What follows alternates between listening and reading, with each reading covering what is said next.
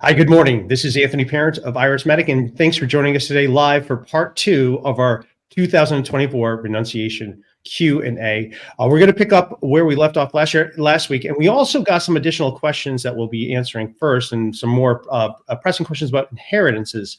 That's a big issue that comes up, and that's actually going to be a bit of our focus today because, as we've been discussing, is that inheritance is often the thing that really complicates matters a little bit. And before I turn it over to Keith for his commentary on that, I just want to give a call to action, everybody.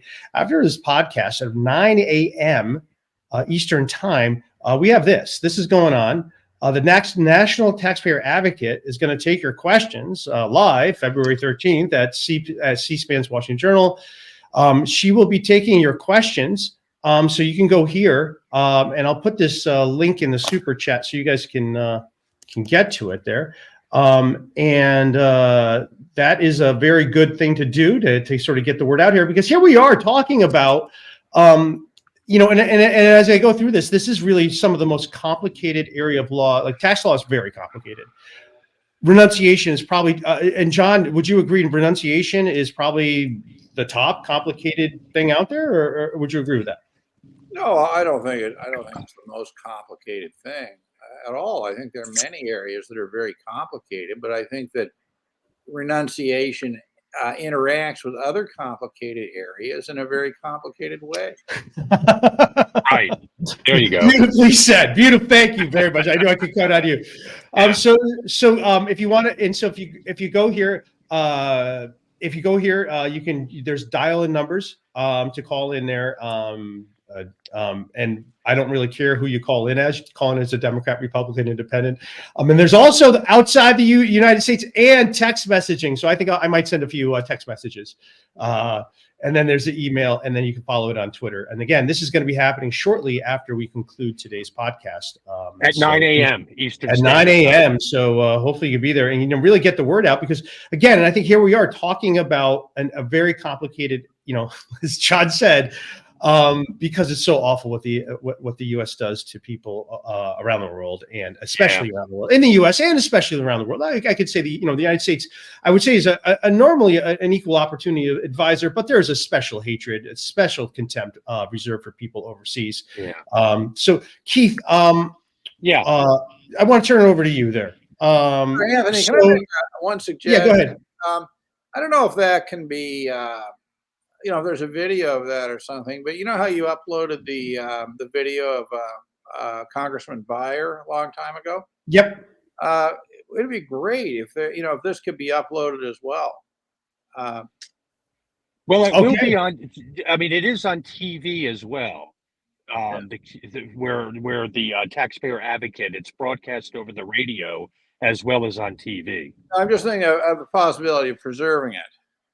Yes, and I think that might be. Keep in mind on C-SPAN, they put it in the archives as well. Okay. Just as an FYI. Yeah, I guess my point is this: that who knows who's listening to this or who even knows about this C-SPAN thing, but I know that there is at least one well thought out question coming in for Ms. Collins from American Abroad. I know there's at least one. At least one.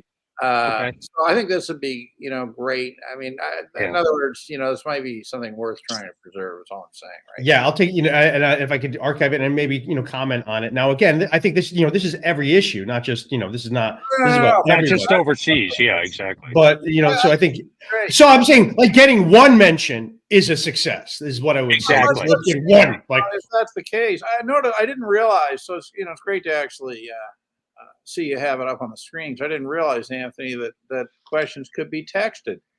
Yeah. Right, exactly.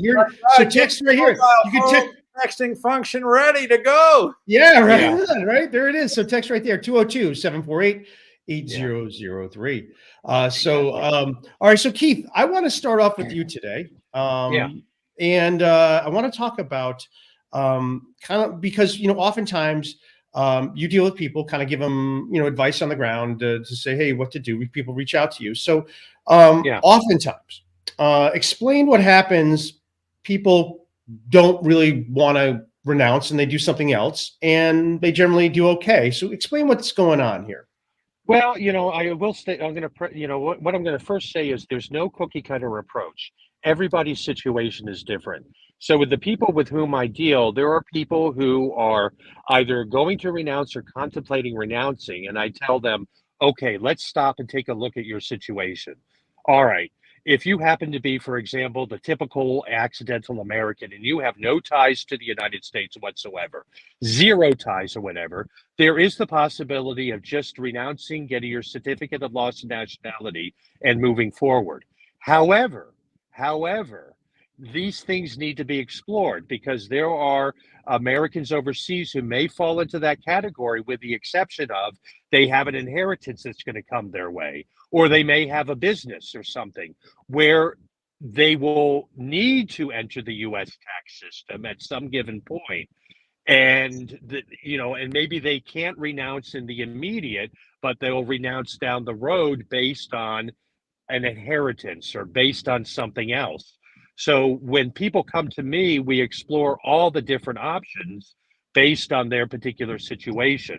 So, I don't like to tell people flat off, oh, you can renounce without entering the US tax system. That's false. It depends on your situation and circumstances.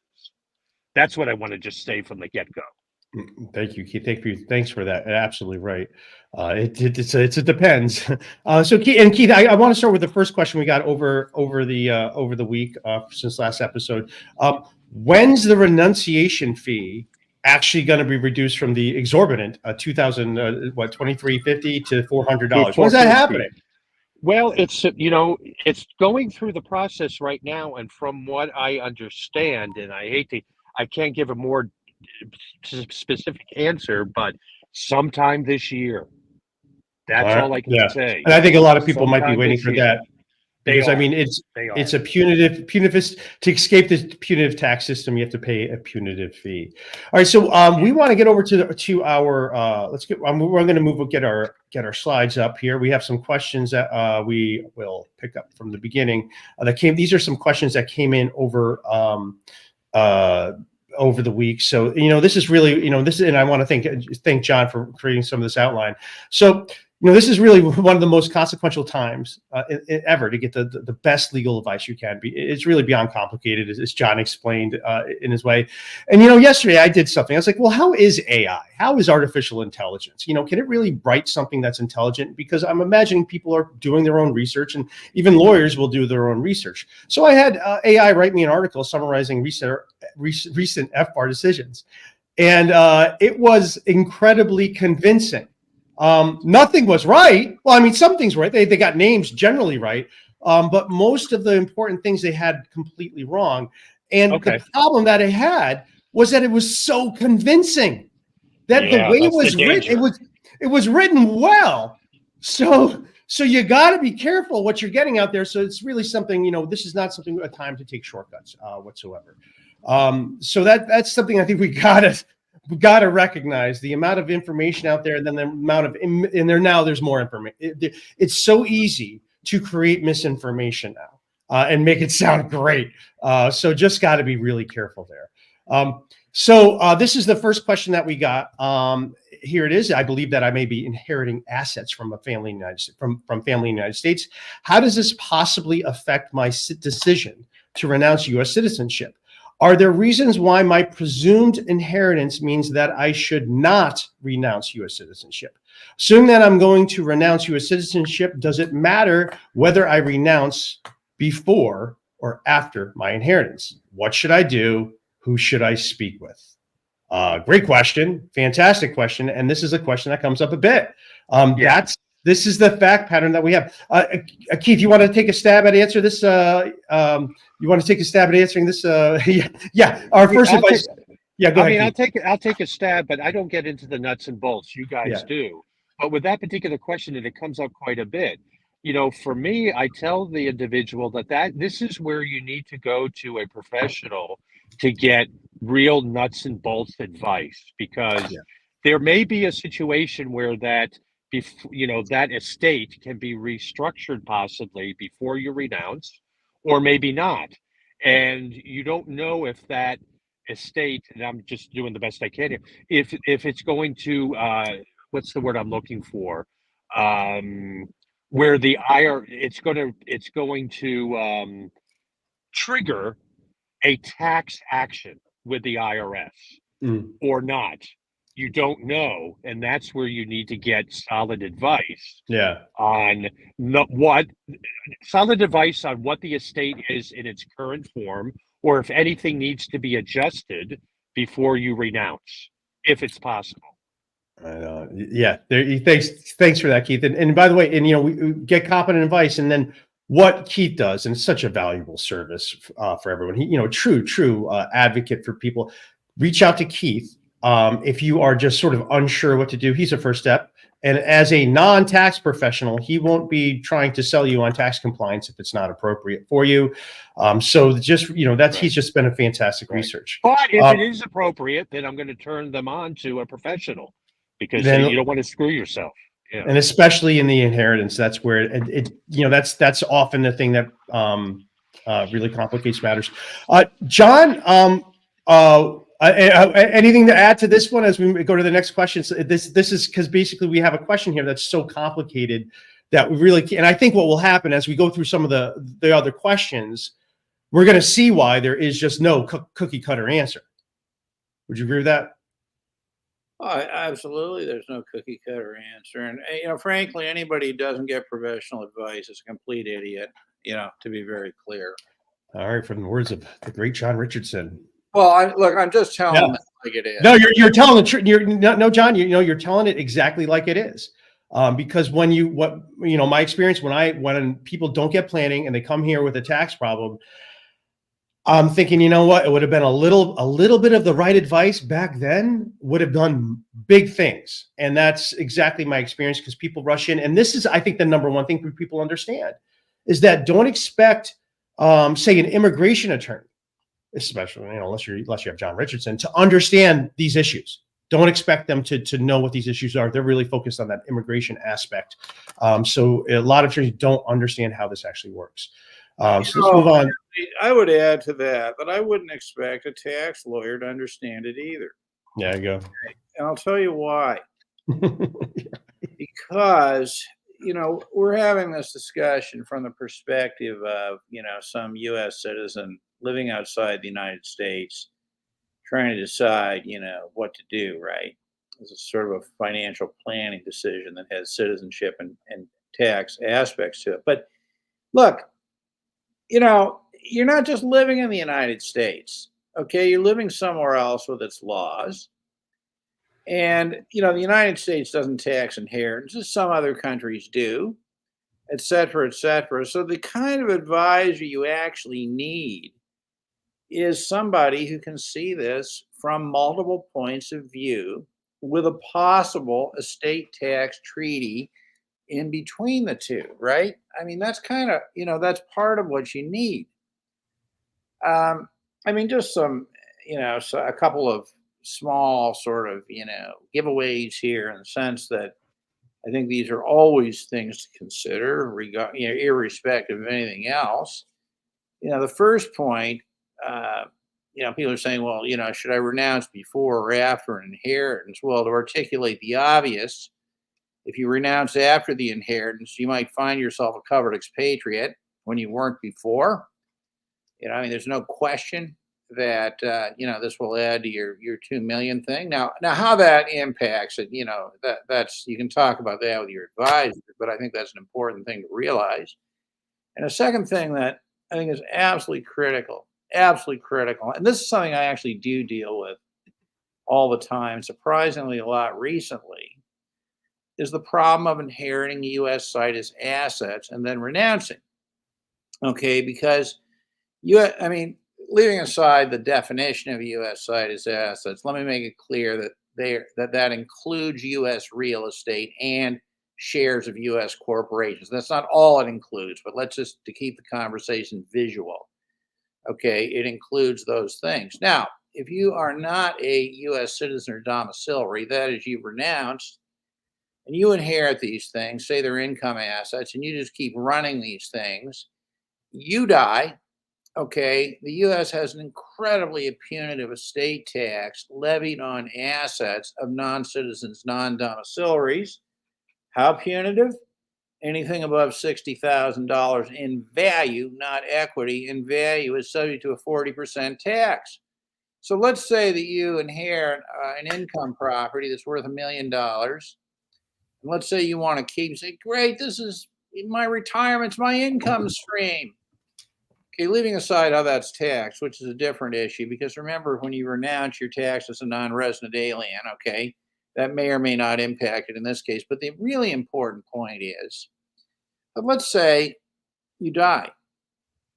Okay, let's say you die and you have that U.S. citus asset, that piece of real estate, absent a tax treaty, and there are very few estate tax treaties that really, that completely mitigate this. Guess what? The U.S. is going to take $400,000 from you.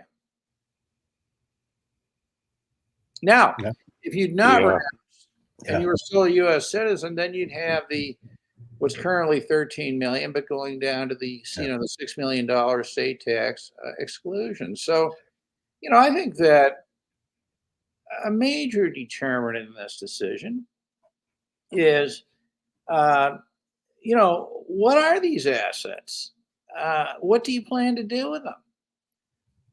Because, you got to look forward to that. And then there's a third component to this that, of course, nobody understands unless you've been harmed by it. Let's look at U.S. stocks. Let's imagine that you are And John, I just wanted to interrupt you too, because there is this estate tax on non-resident aliens that's completely different and completely terrible. So just again, with this $1 million asset, if it was a U.S. person inheriting, the tax due would be zero. But as a non-resident alien owning it, the tax is $400,000. So I mean that's a huge difference. And it's also a thing where you still may be able to keep those U.S. citus assets. However, you need to structure them in a different way. And especially with real estate, there is a way to do it. You're 100% right, Anthony. There are ways to get around that. Okay. But the ways getting around, funny, I had this conversation with somebody 24 hours ago. Okay. And it was a relatively small value asset, maybe a couple $100,000. And, obviously I raised the issue. Well, you want to have this owned through a foreign corporation or something, but then I said, well, but you got to understand, okay, that you want to bring a foreign corporation into the world. You've got to pay for that every year. You've got tax filings, et cetera. So, I mean, sure, you can set up a blocker entity, but you're going to have to pay attention to that, pay the cost of that, it better be worth it. Yeah, it better be worth it. That's really it. Because it's worth it if you're talking megabucks. Okay, I don't actually believe it's worth it if you're talking low value assets. Because correct, I agree with you. You just get nickel and dimed along the way, harassed to the end of time. But look, without getting into details here, and let me just say this: I hope that nobody is listening to me and thinking they're getting any value out of this at all. Okay. Because it might dissuade you. I'm serious, from getting the kind of competent professional individual advice that you need. Okay. Which is that's true. Yeah. That is not really me. We want to, we're too helpful, I suppose. Sometimes we can be too helpful, right? Yeah. We want to, all right. So right. We're trying to, why this matters. Okay. Yeah. So let's. I don't think you guys are being. I don't think you guys are being too helpful. I think you're giving a demonstration on how important it is to get proper tax professional advice. All the advice. Right. So let's go back. I'm going to go back to the next question that we have here. Do I have to pay value on my inheritance? The United States, with the exception of covered gifts, does not impose tax on the recipient of an inheritance. But here's the thing: there are these states that do. Okay, so if you are, you may, if you are considered a resident of that state still, they may look to do something. So it's New Jersey, and Maryland is, by the way, is the worst place to die. It has an estate and an inheritance tax. Kentucky, Pennsylvania, Iowa, and Nebraska. so those states may have one, so it's something to watch out for. But here's the thing: your country of residence may very well impose tax on inheritance. The United States has a state and or gift treaties with certain countries, and that's the key. Then these treaties may have an impact on the question of whether a tax is imposed. John, can you give me an example of a treaty that would help someone versus one that doesn't? Sure. Australia. Okay. This is a very old tax treaty, believe it or not. I think it's something like 1954. I can't remember exactly what it says, but I think what it says is that Australian residents are treated the same way as U.S. citizens for the purpose of the estate tax, right? Yeah. I mean, if that's what it says, it says something. So to answer your question, there's an example. I think that's what it says. It's extremely favorable. Well, and it's funny because Australia overall is kind of a lousy tax treaty, but at least as the estate tax, it's favorable. That's pretty phenomenal. That one's yeah. That has the potential to remove a whole layer of problems, right? From this. So if you are so it might be okay in Australia. It might be okay just to. Wow, that's. Well, I think that U.S. citizenship is incredibly complicated, right? And I think that one of the things about U.S. citizens is they probably need to put a lot of thought into where exactly they want to die, right? So so if an American is thinking about where to die, maybe they want to get tax residence in Australia. Reason for immigration: want to die to take advantage of a state tax treaty. There you go. Anthony, there's nobody in the world more complicated than a U.S. citizen. No, there is absolutely not. And essentially, we won't find. And essentially, if that language isn't there in the treaty, then okay, you're going to get the extreme opposite effect. Well, without some kind of tax treaty somewhere, the law on this is pretty clear, and that is if you die with U.S. real estate or with a U.S. stock portfolio, whether it's in a U.S. brokerage or not, it's the fact of it being a U.S. stocks. They're going to want to confiscate part of your assets. It's real simple. But the funny thing is, for some reason, people don't know this. I can't understand this. One of the greatest confiscation machines ever designed and known to mankind, the U.S. estate tax, right? The way it's applied, non-citizens, non-domiciliaries, and people don't even know about it. It's mind-boggling. Well, and it's also there's the taxpayer inspector general did a report on the estate tax for non-resident aliens, and they found the IRS wasn't really looking into it all that much. They have allocated resources there now, but it was something even where the IRS didn't really know about it too. Wait, hey, we could confiscate. Well, no, hey, let's get to it. Thank you. Next great reporting frontier is going to be. It's going to be a FATCA-like thing where the U.S. is going to pass a law requiring brokerage firms all around the world to identify all accounts with U.S. securities in them. Oh wow! Sorry. All right. That's depressing. All right. Well, next question. All right. So our next question is this: I am certain that I wish to renounce U.S. citizenship. My net worth is currently below $2 million USD. Would assets inherited contribute toward my net worth? Could the recipient of assets through inheritance cause me to become a covered expatriate? The answer is absolutely yes. Inherited assets would be part of your net worth calculation. In some cases, this may be an argument for renouncing before inheriting. John, what would you have to add to this? Nothing. I think if we add anything, it'll take away from the main point. All right, great. All right, we'll move on to the next question. What if my inheritance includes U.S. real estate and shares of U.S. corporations? Is there anything special about it? Does it depend on whether I sell those assets or keep those assets? Now you have some considerations here. If you have no intention of keeping the inherited assets and you're able to influence the planning, you might suggest a scenario where the assets are sold by the estate and the cash is distributed to you. If you do not intend to keep the assets and are planning just to sell them after inheriting, as a U.S. citizen, you are not subject to FIRPTA withholding on the sale of the real estate, and that can really hang you up. It is generally easier to sell real estate as a U.S. citizen. The U.S. does impose tax on real estate capital gains regardless of who the seller is. If you live in a country that would not impose capital gains on the sale of securities and other personal property, it might be better to not be a U.S. citizen when those assets are sold. Example of portfolio stocks. Anything to add to this, John, or this is perfectly No, worded? I mean, I don't know. I think it was a little verbose. I mean, I just wrote this up this morning, but the point here is simply this, okay? U.S. real estate's always going to be subject to U.S. capital gains regardless, okay? But the sale of U.S. stocks, right? The sale of personal property that includes securities is sourced to the country of residence.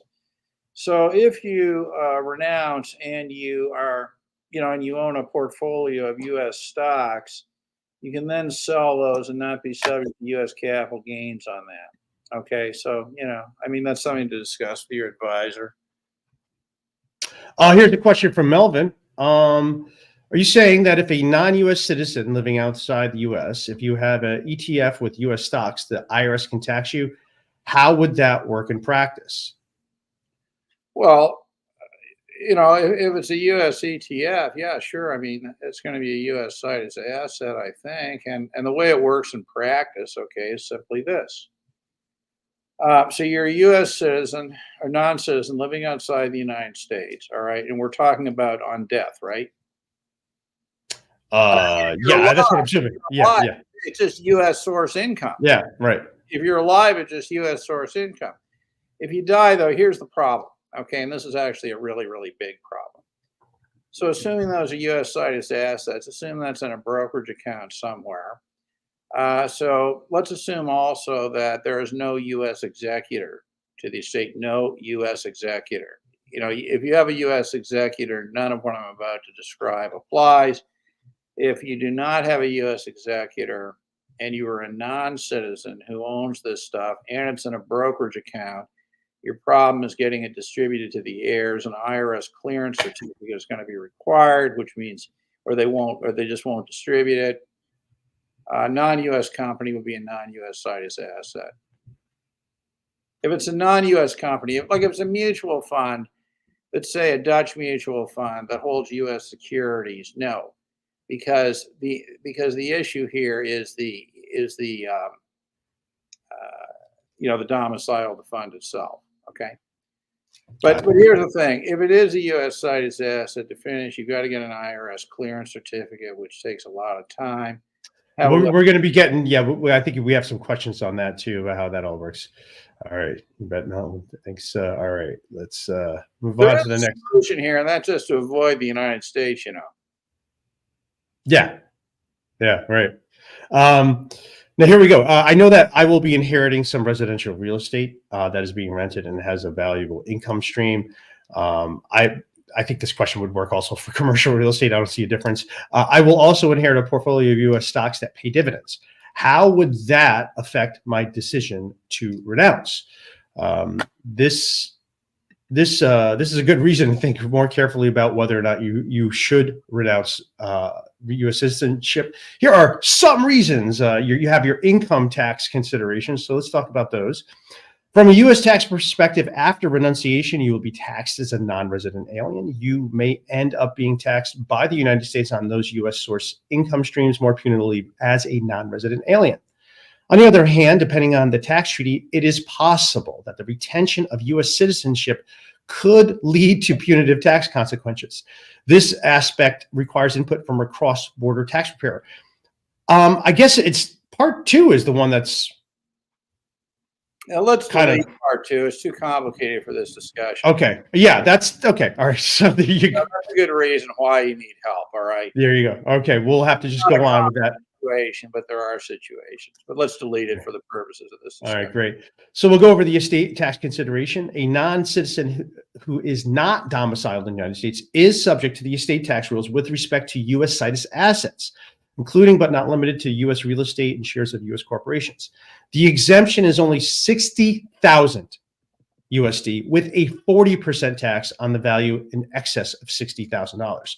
Although this may be mitigated by certain estate tax treaties, it is a very serious problem.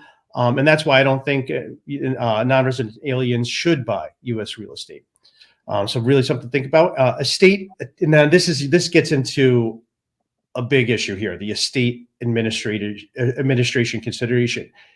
It can be a big problem getting the assets into your hands. And so here's scenario one: you have where there's a U.S. There is actually a U.S. executor. So you're not going to likely have a big problem. Sooner or later, you'll receive your asset. But this is the problem, John. When there is no U.S. executor, that just someone goes and buys stock themselves in the U.S. or real estate in themselves and just did that. They didn't do anything else. They just bought, a non-resident alien had property in the U.S. and didn't do anything else. This is the big problem. An IRS clearance certificate is likely to be required. Obtaining any required clearance certificate will be time consuming and will be a lot of work. And now in this situation, where you have a decedent was a U.S. citizen and no U.S. executor, that's file form 706. It's a lot of work. But now when you add in the decedent is not a U.S. citizen and there is no U.S. executor, you have to file form 706 NA, which is even less fun. So that's really the worst situation. So if you are, that is, if you know of anyone who has U.S. situs assets and is not a U.S. person and doesn't have a succession plan in place, you really want to reach out to them and say, hey, you're gonna create a problem, and this could be maybe your parents. Reach out to them and give them some advice there. Anything to add on to this, John?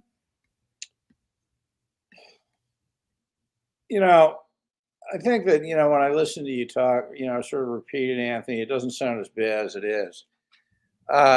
Really, it's my soothing voice. There it is. Look at Form 706 NA, the degree of intrusiveness. It gets into things that have nothing to do with the United States. It is simply unbelievable. That might be its own podcast. Bottom line is this. Yeah. The bottom line is this, okay? That it is not easy, all right, unless there's a U.S. executor involved. It is not easy to get assets out of the United States, okay? That's the problem here. Have a U.S. executor. All right. So all right. So I think those were the questions that came in. Let's see if we got any more that came in. Any more questions? A follow-up from Melvin. So when you renounce, it makes most sense to move all assets out of the U.S. real estate mutual funds. Possible exception, rare cases where the U.S. works as a tax haven. Pretty good comment. I think that's generally right. Okay. Yeah. You sound like a fan of the channel. I know you are. Thanks. I think that is generally correct. Yeah. The U.S. is a lot of work to deal with, and the purpose of renunciation is to make, it takes too much time to be a U.S. citizen. This is the thing, right? So really, by renouncing U.S. citizenship, part of your goal is just to free up more time in your life to be productive, okay? And, if you are going to keep a lot of ties to the U.S., I think long and hard about renunciation. I really would. Or at the very least, you got to have some seamless plan in place to make sure that that your heirs, whatever, are going to have access to your assets. And I do not think, I'll throw this in. I mean, this is an extreme minority view, but I feel very strongly about this. If anybody from Canada is listening, I don't think you should be buying second homes in Florida and stuff. All right. I think that you are just creating a big problem down the road. Up to you. Okay. But it's a lot of work to have anything to do with the United States. Okay. Would they be better off buying in Mexico? I guess. Yeah. Right. I don't know. That's an interesting question. But we haven't even talked about the cost of local lawyers and stuff. Yeah. Right. To help with the administration of this. We haven't even talked about how to hold title to this stuff, right? If it's a life, for example, and how that differs, for example, how that differs from the way you might hold title in Canada or something, right? I don't know. I'm just having a lot of trouble seeing why it's worth it. And certainly, by the way, speaking very pragmatically, with a low Canadian dollar, at the moment. I mean, you know, you're going to lose money by investing in U.S. stuff just with a rise in the Canadian dollar, right? If you're going to do this at all, you'd want to do it when the Canadian dollar is much, much higher, Yeah. right? Great point. I Another actually- question. I- Go ahead, Keith. Go ahead. Well, I don't know if this is too soon, Anthony, because I actually have a question in regards to someone that contacted me a while ago. Oh, great. And this is a person who is looking to renounce, okay? And she is French and, as well as American, and she's part owner in her family business, okay? Mhm. And the question is, and we had this discussion, and I thought we'd make it kind of public here, is that for her, it would be more beneficial for her to sell her part ownership to her sibling before she renounces, and then after she renounces, buy it back. Now, which constitutes some pre-planning. Now, the question I have on that, if that is a doable situation, what is the look back period in regards to that? So if she, let's say, sells it today, should she have to wait for like a year or two before she renounces? Because otherwise it would be suspicious. Does that make sense, my question? Yeah, and yeah, it does. Your question totally makes sense to me. Okay, And I just want to make sure I'm being clear. so the time period is what the IRS would be looking for is if it was a fraudulent transaction, really, basically that it didn't happen. That you discounted it unfairly to sort of avoid it. So no, that gets down to a question of strategy.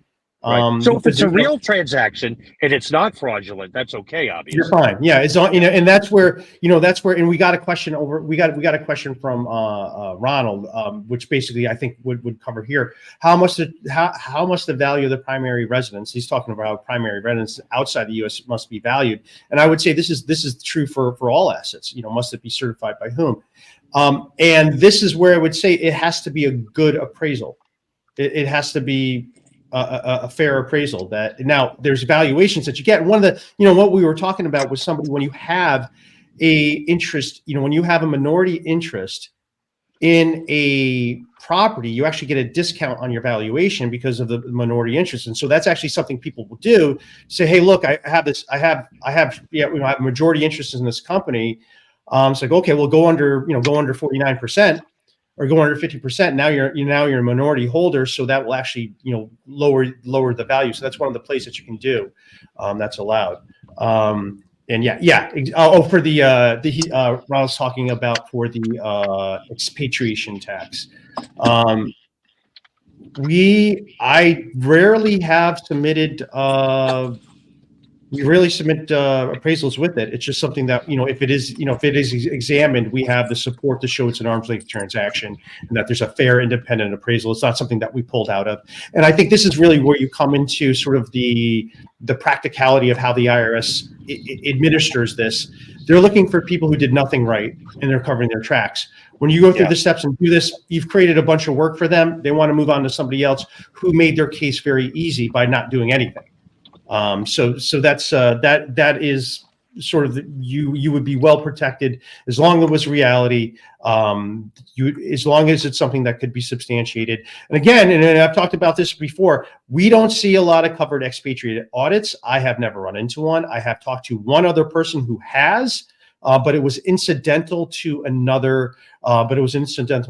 Issue. So it's very, very rare. But of course, we don't know where the IRS is going to focus their attention in future years. And because of the penalty and confiscation bonanza, that's you hear. If they wise up to say, hey, we could really destroy a lot of people, we may be able, we may see them putting more focus on the covered expatriate audits. Which again, they just can't. That's a complicated audit for the IRS, and they really need to know that there's going to be a big payday for them at the end. And really, what they would prefer to do is just penalize you on the form and not even look at like, oh, you just didn't file the forms correctly. That's really where their focus is. They're not. They don't want to look at. They actually don't want to do the hard work of an audit because you don't have the people to do that. So they're really looking for missing forms and just people who aren't doing it properly at all. John, what would you add? Anything to add to that? The question is for Form 8854 purposes. Yeah. Appraisal. of residential real estate? Yep. It depends how close they are to the 2 million. There's no requirement of a formal appraisal. I mean, if somebody is relying on a certain value to keep them, 100,000, 500,000 below the 2 million, then I think I might do it. Otherwise, if you're well below anyway, I would just get, a couple of local real estate agents just to give a printout of what's sold for. Yeah, and one thing that has happened over the years is the IRS sort of has adopted to technology, and we would do appraisals for way back when we would get appraisals for property. Now the IRS just goes to Zillow, and they just go there and they take and when we're doing valuations for offers in compromise or something, it's just going to be 80% of Zillow value. That's really what it is. So it's it is resale value, right? Because I mean, the test is fair market value, right? The question.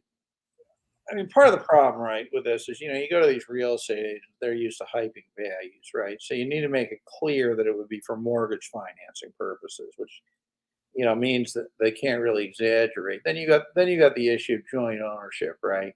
Mm. I haven't really explored that too much with anybody, but it would seem to me that we could do a full podcast on joint interest. Now, there's a certain group of lawyers out there who take the position that for the purposes of determining whether you're a covered expatriate, that the full value of joint interest should be taken into account. I believe that is wrong. Okay, to be clear, Yeah. wrong. If somebody tells you that, I suggest you get a second opinion. Okay? I wouldn't go with that. I don't see how that would be. That's sort of doing more of what the IRS wants. There's no. Well, it creates covered expatriates, doesn't it? Right. Right. Yeah. Now we need covered expatriate planning, right? So right, exactly right. So, you don't want to. I mean, all I'm saying is this. Okay, the area of joint interest is a difficult area in expatriation. I would not just swallow hook, line, and sinker. If somebody says to you, it's a joint interest, you have to take the full value for the purposes of determining the 2 million. Yeah. But a second part of this is, right, if it's a joint interest, then the question is, as Anthony alludes to, given that it's a joint interest, does that entitle you to some kind of a valuation discount? I mean, you're not going to be able to sell half of the house you live Right. with your spouse, right? I mean, the house worth $1 million. I mean, you seriously think you can say, here, I want to sell my half interest in my house I live in with my spouse? I'm going to live in your half. Yeah, I'm going to live in your half, honey. Well, I'll be somebody. Yeah, there's somebody else over there. Right. So maybe, and I don't know the answer to this, but it seems to me that you might be able to argue for a valuation discount of some amount, right? Based on the fact that, your half of it is necessarily less from a fair market value point of view because of who owns the other, because the other half is owned by somebody else, number one, and number two, the fact that it's a marital home, which gives you, non-tax rights to live there anyway. So I don't know. I mean, the issue of the valuation of these things needs to be considered from various perspectives. Here's a question that comes up here. What citizenship will you be left with? Do you care about access to the United States? Will renunciation of citizenship impair your global mobility? And this is, I would say, the number one issue that comes up for people who are considering renunciation is, well, we want to send the kids to school in the United States, so we kind of want to keep the options open to live there and move there. And if our child finds the love of his life and decides to plant roots in the United States, well, we want to live next door to our kids so we can enjoy our grandchildren. So that's often the thing that will put people to postpone the decision so much that they never do so, in my mind. And what I often talked about people, and this is the thing, if you do have a lot of assets, that if you renounce your U.S. citizenship, there's nothing to stop you from getting, an investor visa and coming back into the United States. So that does leave the door open for you if you are able to do that. So that's something to think about. Maybe you do want to renounce, but maybe you can come in later. Maybe you can come in later through a different way if necessary. What's interesting about that, Anthony? Let's look at some. I mean, one of the things when you think about citizenship, right? I mean, you can look at it from the point of view of, okay, so what does it mean to be a German citizen or a Mexican citizen, from the point of view of just the passport or whatever. But you also should look at it from the point of view of any residual benefits that it might give you. Now, and this is interesting from a Canadian perspective, right? So somebody renounces U.S. citizenship, they can work in the United States under the USMCA treaty, right? That what do you call it? Professional free trade investment thing, where citizens of any of Canada, Mexico, and the United States can do certain kinds of work, employment in the other country. Right. And there's a certain amount of this going on, and this is why you say, well, what citizenship are you left with? Canadians who renounce U.S. citizenship are losing comparatively very, very little. Okay, because they can come into the United States showing just a passport. They don't have to get into even a visa waiver, the ESTA thing. They also have, and they also have the benefit of this free trade professional thing, which I think is interesting. So that's something that I would consider also in terms of what are you left with? Like, what kind of residual benefits might there be? I mean, there's also, there's a number of these things out there, and you got to do your research and things. Yeah, yeah, that's absolutely right. Yeah. Not interesting over the weekend. This is amazing to me. I got a note from somebody who got a Fullbright Scholarship, interestingly, which is prestigious and really great and everything. And so it caused me. This is not somebody in Canada, but it caused me to look up, Fullbright Canada, right? Canadians getting Fullbright scholarships, and I was very interested to see that, first of all, the opportunities applied only to Canadian citizens. Okay, to get the Fulbright Scholarship via the Canada program, only to Canadian citizens. But I read a little further, and I was amazed to see that they specifically said if you were a dual Canada-U.S. citizen, you were not eligible. Isn't that interesting? Right. So there would be a reason for perhaps a Canada U.S. dual citizen to renounce U.S. citizenship, right? So they'd be eligible for a Fulbright scholarship under that program. Not interesting? There's so much. Hey, we got a question from Suzanne here. I want to get to this, and that it ties back to a couple questions before. The valuation of what realtors will give you versus what you actually might receive in the sale can vary greatly. They appraise a property at 100K, but it sells for 75K. That's interesting. The numbers you put there, Suzanne, because when we're doing valuations for settling tax debt through offers and compromise, we always take an 80% quick sale value of the property. And the IRS accepts that. And I don't see any reason why that shouldn't be possible. And then I'm also thinking of this too, because, if you have the real estate, well, there's going to be, if you sell that real estate, like, oh, my real estate's worth $1 million. Like, right. But when you sell it, you're going to have, a probably a long-term capital gain that can max out at 23.8%. So that's actually what it's worth, because you have to pay taxes on it. But something that I would, that I would say would probably, if you're near and that's where you're near the amount going over under, there might be a way to go for even just a discount, because the sale itself costs money. You have to pay commissions, inspections, and doing all the, and the closings can take a little bit of time there. So that might be something to think about. Move on to, let's get to our next question here. So how would renunciation affect your entitlement to benefits under tax treaties? Would you lose any treaty benefits? Hello, residents of France. Absolutely. You're going to lose. In some cases, you're going to lose treaty benefits. I mean, there are all of these tax treaties out there, which France is the most well-known example, that have provisions that apply to U.S. citizens, resident in France, right? And in the France case, there's also France exempting U.S. citizens from taxation on certain U.S. source investment income, right? So, there's one example. There are examples in estate tax treaties, of which Ireland is one. So the answer is yes. I mean, is it common? Not really. Okay. But, I think it's one more thing that you need to look at. Yeah. Got to consider it. Yeah. All right. Many U.S. citizens are able to pass their U.S. citizenship on to their children. Renunciation would make it impossible to pass U.S. citizenship to any child born after renunciation. Mm-hmm. So it's just something to think about too, is that you are looking to pass that delightful curse of U.S. citizenship to your children. Yeah, speaking of that, I do have a question. Yeah, Keith, go ahead. Okay, I'll do my best to ask it. So you're going to renounce your U.S. citizenship, okay? And you're no longer American. You're no longer in the U.S. tax system. However, your child is a U.S. citizen, and you're looking to put your child's name on your potential inheritance moving forward.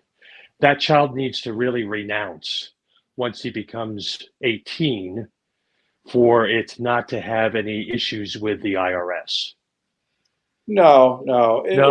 No? It depends. As always. It's come up. It's come up in questions. That's why I Well, asked. the answer is it depends. It depends on what, right? If you're renouncing as a covered expatriate, all right, you are a covered expatriate when you renounce, then, gifts made to U.S. citizen children would be covered gifts, right? And they would be subject, to the 40% tax sort of thing. But if you're not a covered expatriate when you renounce, there's no issue at all, right? And so, this is one of the things about thinking about timing on renunciation. Right. But I'm going to interrupt for a second, John, because I just want to make sure I'm being clear on my question. So the person has renounced, they're not a covered expatriate. And so they are getting older and they want to make sure that their child is on everything that the non-American parent who just renounced is on for inheritance purposes. Should that child renounce when he becomes a young adult? Should he not be American anymore and renounce? Otherwise, it causes a problem. You see what I mean? Do with it. What does Okay. it have to do with it? So they're a U.S. citizen. They Okay. get inheritance from a non-citizen over $100,000. Yeah, they have to file a 34 and 3520 declaring it as such. But no, I don't think. In general, I don't think it has anything to do with anything. All right. Okay. Unless you see, why do you see this differently? Well, I was just dealing with a situation where the American woman is going to look at renouncing, and the non-American husband has a substantial amount of property in the millions of dollars, and the child is American and French. And so there's a little bit of a fear that putting the property in the child's name and he's American, that could expose the property and the fortune to the IRS. Of course it will. Of course the IRS will know about it. But Okay. that's a different issue from, are there any, legal issues with owning it or taxation? No, but If you don't want the IRS to know about it, you renounce and don't own anything in the U.S. That's simple. right. And So that so child, if he's going to put his child's name on all of that property, it's best that child not be American. Yes, I think from that point of view, sure. But I think it's best for everybody to not be American. Well, Right. Right. If we look at it from that point of view, look, what does it mean to be an American? This is what they should teach in school. What does it mean on July 4th? What does it mean to be an American? The answer is report early, report often. report everything. Keep a record of what you report. You don't like reporting, renounce. There we go. Well, so we'll move on. Move on to the next question. Renunciation of U.S. citizenship means that one ceases to be a U.S. citizen or resident. In certain circumstances, those who have renounced may have U.S. situs assets. It's important to understand that the death of the former U.S. citizen may subject the estate to estate tax on those assets that would not apply to U.S. citizen. This requires filing a Form 706NA in order to make those assets to be realized. This can take more than a year, and then we were talking about that earlier as well. Yeah, we covered that one. Yeah, we covered that one. So, and then Continuing, this is what we were just discussing earlier. Continue the discussion of former U.S. citizens who die with U.S. status assets. It's important to understand the difficulty of actually getting access to those assets. It could be a long and frustrating process. Requires a filing of Form 706N8 in order for those assets to be released. This can take more than 1 year. And that you thought that renouncing citizenship would allow you to live for free, but not quite, right? Not quite. Anything add to that, John? No, well, I think we've already covered that earlier anyway. No. And here's a Suzanne's success story. In our case, having our kids renounce alongside of me was more beneficial, as we planned on buying property in their name as well as my husband's. So backing up, the family who renounces together flourishes together, as we say. The family that renounces together bonds together. That's exactly right. They should give a group discount. Yeah, right. You get a group discount, right? Yeah. So that's always something when we can get everybody going at the same time. We prefer that. Listen, everybody, to be clear here, look, obviously there are many benefits to not being a U.S. citizen. I mean, we all agree on that. The question is here whether there are specific circumstances that would lead somebody to the conclusion that they are better off remaining an American citizen and dealing with the inconveniences of it. Right? Well, yeah, and back to I think Melvin had a comment back here, or I think he did. I thought he commented, that unless, there's situations where you want to lean into the IRS, into the U.S. as a tax haven, because usually these are issues where, situations where you can get into a really tax advantage structure available in the U.S. that's not available anywhere else. But typically those, involve significant assets. And so sort of in my mind, the worst place to be is have a net worth somewhere between $3 and $10 million. When you go over $10 million, you might be able to get into some very, very good tax structures where your whole reason for renouncing citizenship sort of goes away. So that might be something to consider too. That's always something. If you go way too much, well, maybe you want to stay in the U.S. then. So we covered that. So next question is U.S. citizen. Oh yeah, and then here's some things. U.S. citizenship is a requirement for various other things, right? If you're not a citizen, you have to have a C corp. You can't have an S corp. Anything else there, John, that people should think about off the top of your head? You're thinking about there are all kinds of odds and ends of idiosyncrasies here, there, and everywhere that may require citizenship. Okay, most of them don't matter, but I mean, let's say that you are the shareholder of an S corp and you're getting ready to renounce. I mean, I think that you should know about that, right? Et cetera, and deal with it. Deal with it appropriately. Look, citizenship matters.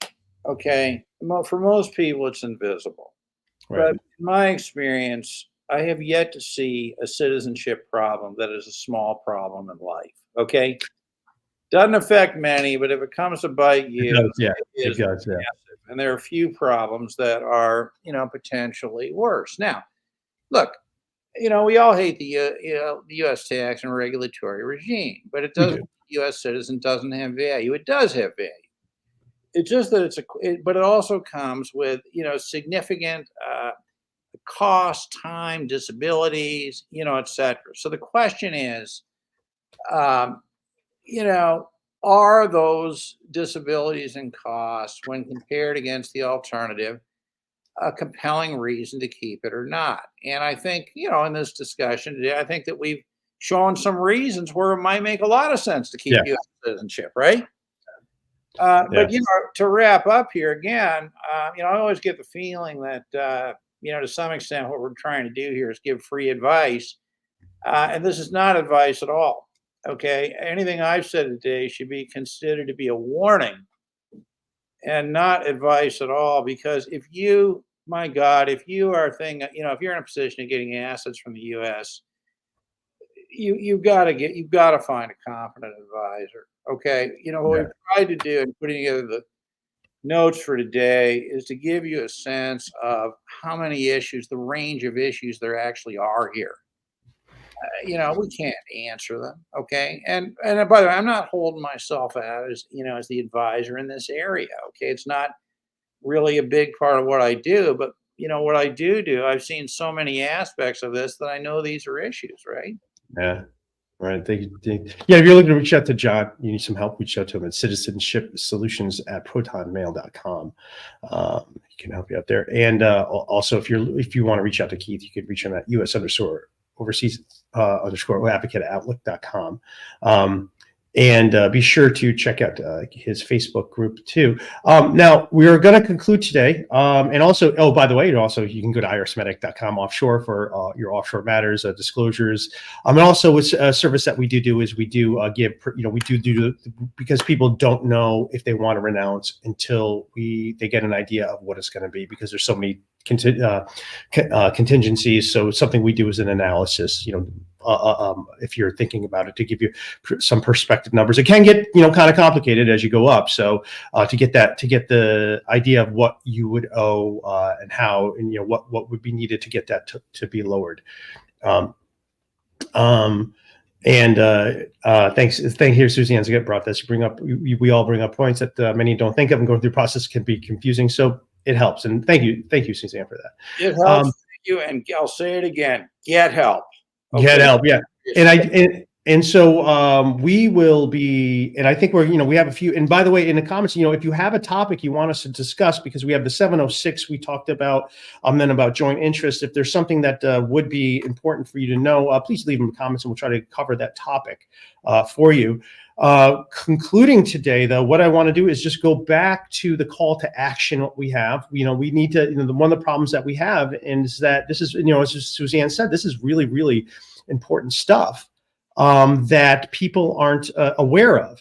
And this is why the action we want you to take right now is to text the taxpayer advocate right here.